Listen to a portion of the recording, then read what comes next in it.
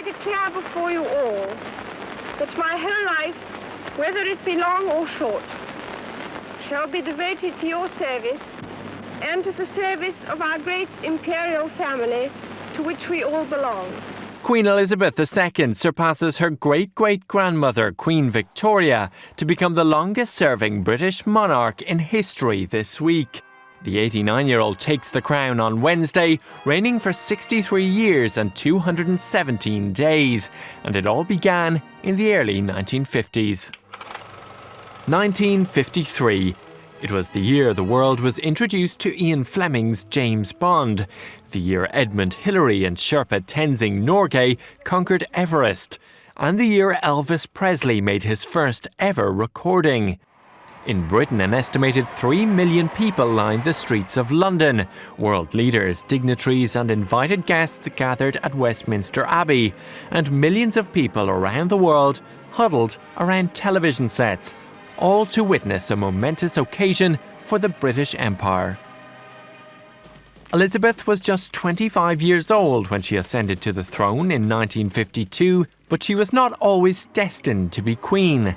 Her father, George VI, became king after the abdication of his brother, Edward VIII, and when he died, his eldest daughter was next in line. The young queen quickly took to her new role with energy and grace, and soon she and her husband, Prince Philip, set off on a 6-month world tour. She became the first monarch to circumnavigate the globe, and in time also became the most widely travelled head of state in history. In 1977, the Queen celebrated her Silver Jubilee, in a sign that the monarchy had not been damaged by the turbulent 1960s and 70s.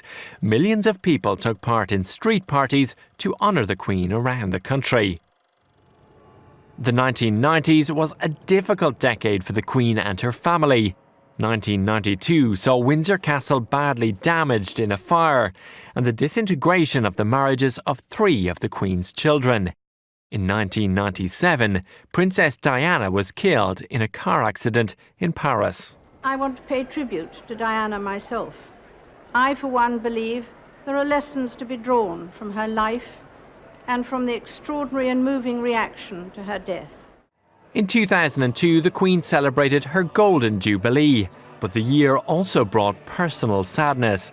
In February, the Queen lost her sister, Princess Margaret, and just a few weeks later, in March, the Queen Mother passed away at the age of 101. But recent years have brought happier times for the Queen. She marked her Diamond Jubilee in 2012, watched as her family grew, and even jumped out of a helicopter with James Bond at the London Olympics. Well, kind of. Now aged 89, she continues to carry out her duties as monarch and as a great-grandmother with remarkable energy.